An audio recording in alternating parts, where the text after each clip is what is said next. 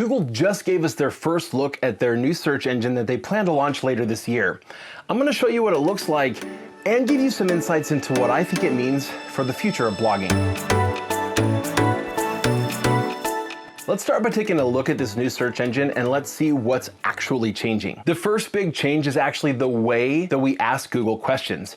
Because they're incorporating AI, we're able to use much more natural language. So if I wanted to know which is better, Bryce Canyon National Park or Arches National Park for a family with children under 3 years old and a dog, that would probably require a lot of different searches. Today, I would have to search, activities available for children under 3 at Arches National Park, or are dogs allowed at Bryce Canyon National Park, etc. I'd probably end up doing a dozen searches or more, sort of researching this topic, and most of the content I would come across wouldn't really help me very much. In fact, I'd do a bunch of searches and I'd probably end up not clicking on any articles for a lot of them because it wouldn't really be quite what I needed. With this new search engine, you're gonna be able to literally just type in that whole question and you're going to get a result.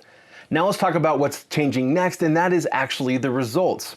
The first thing that you're gonna notice looking here is that the featured snippet is gone. Instead, what we're getting is an AI-powered snapshot. That's what they called it. Essentially what this is we're getting a bit of information right up front that was generated by an AI. That information came from a bunch of other blog content, some of which may be featured right over there to the side. You'll see that there's actually 3, in this example, 3 featured pieces of content from the web. Then in the upper right, you can actually click to expand that view and it'll open up other pieces of content that help corroborate what the AI generated. Basically, what I took that to mean is, this is all of the content that we took our answer from, but the AI essentially took what those blog posts say and then generated an answer that was very specific to the question that you asked. One thing about this AI generated answer is that it is very high level. As I looked at even the example that they gave, yes, it gives some cool information that maybe starts pointing me the right direction, but it doesn't really plan my trip for me. It doesn't tell me everything I want to know. It doesn't even necessarily tell me for sure which of those parks is probably going to be better for me. It just gives me some high-level guidance. Then I still need to look into content. You'll notice that just below the AI-powered snapshot are a whole bunch of regular search results. They have a little bit of a different look to them than what we had before, but from what I could tell, they basically just look like normal search results based upon the query that was asked. Again, because of the way we're able to use more natural speech in the search query itself, Google's gonna be able to give us much more rich results and have a better understanding of what our intent was behind that search, which I actually think is gonna help give better search results. Another interesting thing they showed was for product-based searches. I thought it was really interesting, and I actually kind of like this, that the AI-generated portion at the very beginning in that snapshot, what it did is it actually gave some specific criteria that you'd probably want to consider when making this product decision. Rather than telling you this is the best product, it's really hard to know. I think for an AI to tell you which is, in the example here, which is the best bike for somebody that commutes 5 miles a day in hilly terrain, it's not gonna be able to give you a specific definitive answer, but it did give you some specific criteria and then make a whole bunch of recommendations. Those recommendations are being pulled from Google's shopping database, essentially. There are just billions and billions of products in this database. And so what it's doing is it's pulling those products and then pulling in some basic information and pricing about each one so you can kind of look at those and click through. You'll notice that those same 3 featured pieces of content are still there. And those seem to be linking to articles that answer that question. So if I were asking what's the best bike for somebody that commutes 5 miles up and down hills, one of those articles may be an article somebody wrote literally on that topic or something very similar, and they'd probably be really good sources to look at. I can still expand and see kind of where the AI got its information, so maybe I could come up with some additional criteria to consider when deciding which product to buy. That'd be kind of cool too. But then I can, collapse that and I can go back and I can, again, look at the search results and see what other information that Google's going to provide for me, including reviews from bloggers who have reviewed different bikes for people who commute daily, and on and on and on, right? The other cool thing is if you click on one of those products, it's then going to pull up a whole bunch of information about that specific product and different retails where you can buy it. It's kind of cool. It's more user-friendly. So as a user of search, it feels like a much better experience than what we've had before. Instead of it just being like, just give me a bunch of stuff from the internet, a whole bunch of different links to different places. It's providing me with better information, and it's giving me sort of more like a menu of stuff that I can sift through and decide which pieces are going to apply to me. I think it's going to help people find their answers better, but that seems like something that could have an impact on us and the traffic that we get to our blogs. So we're going to talk about that next. Another thing that Google's adding with the search engine is ask a follow-up. And what this is essentially, it's another box that's going to show up underneath the AI-powered snapshot where you can ask a follow-up question to the question you already asked. And you're not going to have to provide it with all of the context of the first question. You can literally just ask a very simple, like conversational follow-up question. For example, with the bikes, you could literally ask a follow-up question that's red e-bikes, and it would take the context of everything you asked before, and then it would further refine the search to only cover red e-bikes rather than all bikes that would work for that commute, if that makes sense. Essentially, the context of everything you searched before is going to be included. That is until you leave and start a whole new search. But real quick, I want to tell you that this new search engine is something that is really important for us to understand. It's not rolling out yet, but it's going to before too long, and we do really need to understand the impact it's going to have on blogging so that we can try to preempt that at least a little bit.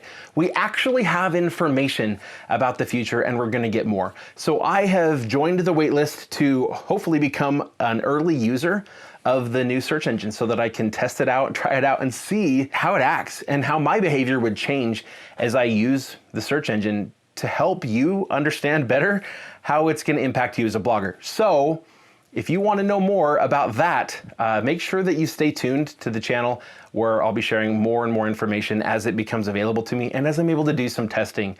Maybe consider subscribing if that's something you haven't done yet. Now let's talk about the impact that these changes I think are going to have on blogging. First, let's talk about the way people can naturally ask those questions to Google. I mentioned that because people can use more natural language and include more of the things that they're wondering about in the search query, Google's going to have a much better understanding of that user's intent behind their search, rather than just something so specific that Google doesn't really know why you're searching it, and so we as bloggers have kind of had to guess. Because of that, Google's going to be able to feature much more relevant and in many cases much more specific content for that user. So what I think that means is that much more often than today, we're going to see the most helpful content be what surfaces more often. So Google, rather than having to rely on other ranking factors to decide which piece of content's the best, they're going to be able to lean much more heavily on relevancy, which I think is actually something that benefits us as bloggers, especially if we're focused on creating unique and helpful content. Now, changing from snippets to this AI-powered snapshot actually seems to be increasing the amount of content that's featured right at the top of the SERP. So we may end up actually having more opportunities to get our content featured than we had before. Now, this may end up eliminating snippets, which could impact the way that we go about trying to get our content featured. But I still think that answer targets may be a great way to go, because by having a very helpful, concise, but complete answer to specific search queries is going to just make it really obvious to Google that this is the question you're answering. And so if that question you're answering is all or even just a piece of the query that somebody searched on Google, your content will have a much better chance of being featured. So for the time being, I'm not going to be really changing my strategy around answer targets. I don't think we need to go back and update all of our blog posts and remove them by any means. I honestly think they're going to continue to help us because they're going to make it really clear to Google what our article is about and that we're answering that specific question within the article. The next thing is that Google's now going to be able to display in one SERP a lot of different angles to the question that you asked, right? Because they're going to be able to get much more insight into what you're actually asking. This also means a couple of other things. One, it means that kind of more really specific queries, separate queries will all be able to show up on the same SERP, But it also means that for each really specific query, fewer results are going to be displayed. So what that means is if you wrote a blog post that answers a really specific search query and currently ranks number 20, it may not get like any impressions when this new search engine rolls out, even if it's getting some today.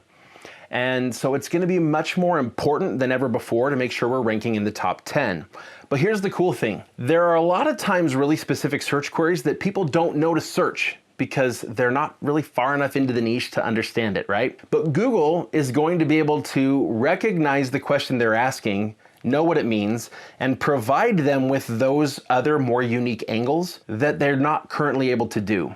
And so because of that, if you're currently ranking really high for some of these really kind of niche topics, I think it's actually more likely that those niche topics will be featured more often, or that they'll at least surface as part of the SERP. I actually think that's a pretty exciting thing for those more specific queries that aren't being covered in a lot of depth. So what that means is for really highly competitive but very specific search queries, it's probably going to be a lot harder because it's, again, less likely that people are going to click through that many search results because there's going to be so much other information presented to them. With the follow-up feature that I talked about earlier, I actually think users are probably going to end up spending more time searching the web than before, not less. People are already speculating that with Google providing an AI-generated answer, users aren't going to have any reason to need to click into blog posts. From the AI-generated answers I've seen so far, I honestly don't believe that's going to be the case. The AI is not pulling everything that it can from the web to provide just one answer. What it's doing is giving direction and then providing content for users to go to. And I honestly think that that's what Google wants. If people will spend more time on the web, including on our websites, Google will make more money. So don't think that Google wants just to keep people on their platform. If people stay on the web, Google's making good money. In fact, Google can show people a lot more ads on my website than they can on the SERP. But I digress. My point here is that with the follow-up feature, I think it's more likely that people will follow kind of into a deep dive. Whereas before, people were getting bogged down and having to search a whole bunch of specific things and then reading articles that are only a little bit relevant to what they actually wanted to know, because if they typed in a really long question in Google search, Google didn't really know all the pieces and couldn't give them all the angles. Google's trying to provide that now. And so if Google can point people in better directions from the start and have this follow-up feature for people to be able to dive in deeper, once they find a piece of their answer, they can just dive a little bit deeper and find a much more specific and refined bit of content to help them with the real question that they have. So I think it's actually going to lead to a lot more internet browsing, like we do today on YouTube and other video platforms that do a much better job of recommending sort of next content based upon our behavior so far. So now I'm optimistic, but not overly so. I don't think blogging is going to get easier as a result of this change in the search engine, honestly. It's probably going to get harder, especially for bloggers who insist on creating commodity content. You see, I think with the new search engine and with AI in general, there's actually going to be dramatically less value in this commodity content that merely answers fact-based questions. The AI can already do that. And so what we're going to have to do as bloggers is do what bloggers have done best for a long time. And that is to provide content that is based upon our experiential knowledge. That experiential knowledge, that is what we as bloggers actually bring and add to the internet. It's not just a bunch of facts. Those facts could be found in an encyclopedia and basically we're just duplicating what Wikipedia says. Don't create commodity content. I actually think that's a recipe for failure for bloggers going forward. Don't just focus on those fact-based search queries and providing answers to those. We need to lean in more than ever on our experience and recognize that it's that experiential knowledge that we actually bring to the table. The future of blogging is bright. There are more people using Google to search the web than any other platform out there. But from what I saw in this first look at Google's new search engine, I'm actually really excited about the next phase of blogging, because this next phase of blogging I think is going to help us essentially get rid of a whole bunch of the commodity content creation, mass-produced content that's out there on the web.